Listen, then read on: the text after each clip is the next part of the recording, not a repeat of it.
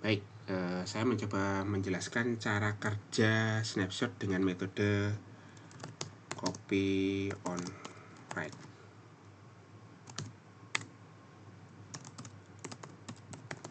Nah, contoh di sini kita ada data ya, satu volume dengan dibagi menjadi 8 chunk seperti ini. Nah, datanya ada isinya A, B, C, D, E, F, G, H seperti ini. Nah, kita akan melakukan snapshot misal pada jam 6 pagi dengan retensi 3 jam, contoh seperti itu. Nah, saat snap awal dilakukan, semua chunk di volume ini akan ditandai, di mark as snap seperti itu. Nah, seperti itu. Sementara di volume snap, misalnya contoh di bawah ini volume snap itu masih kosong. Nah, misal nanti jam 06.10 ada perubahan data di chunk yang pertama. Ini saya namain ya, chunk yang 1, 2, 3, 4, 5, 6, 7, 8. Perubahan data di chunk pertama. Chunk pertama itu berubah menjadi BB, gitu contohnya. Jangan BB. BB. Nah, saat chunk pertama datanya berubah menjadi BB, sebelum ditulis ke volume sumber, data awal A ini akan dikopikan ke snapshot volume seperti itu. Tuh. Nah, setelah itu baru data baru dituliskan ke chunk pertama. Nah, itu.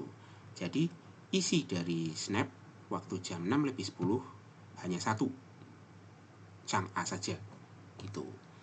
Nah, contoh berikutnya jam 6.50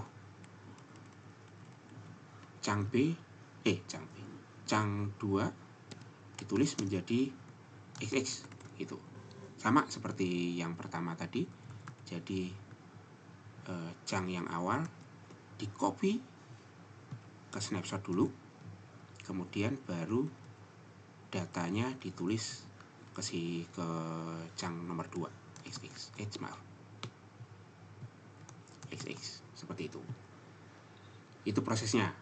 Jadi pada jam 6.50 snapshot volume akan growth menjadi isinya 2 chunk. Itu. Misalnya ini kan retensi 3 jam. Jadi saat dari jam 6, 7, 8, 9 sampai jam 9 ya.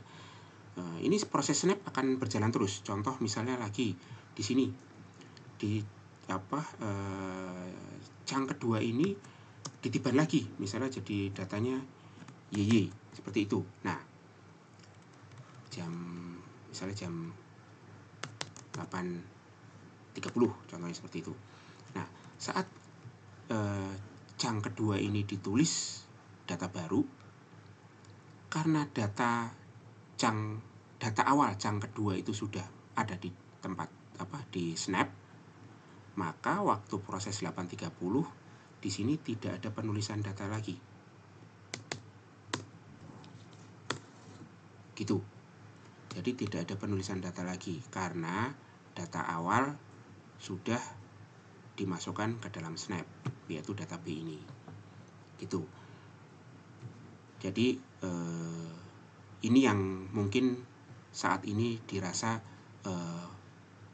proses snapshotnya sudah berhenti, padahal tidak. Proses snapshot berhenti saat retensinya sudah expired, seperti itu. Nah, contoh nih, misalnya buat data yang ditulis cukup volume yang ditulis cukup banyak, misalnya jam 08.40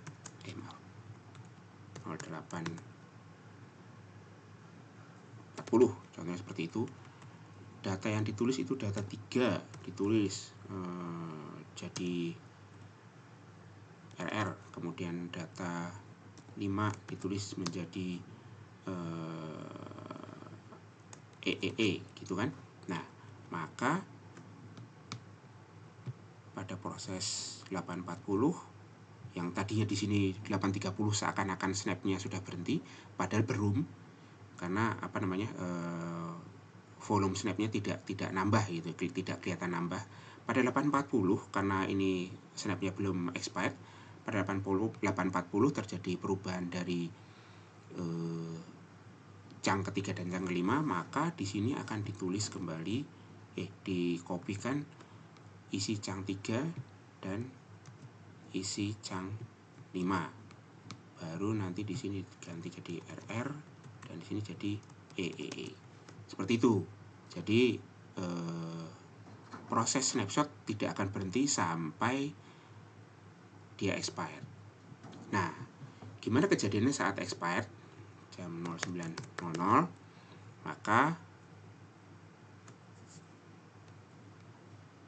data yang ada di snap itu akan dihapus.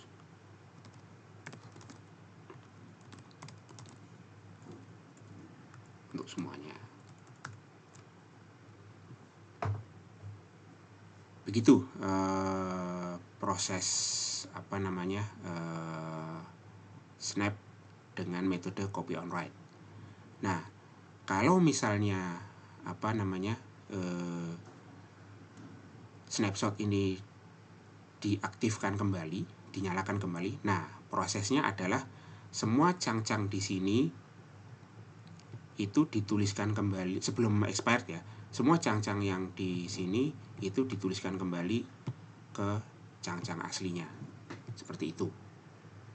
Jadi yang A ini dikembalikan ke sini, yang B ini dikembalikan ke sini, yang C ini dikembalikan ke sini, yang E ini kembalikan ke sini.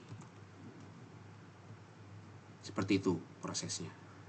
Semoga bisa menjelaskan. Terima kasih.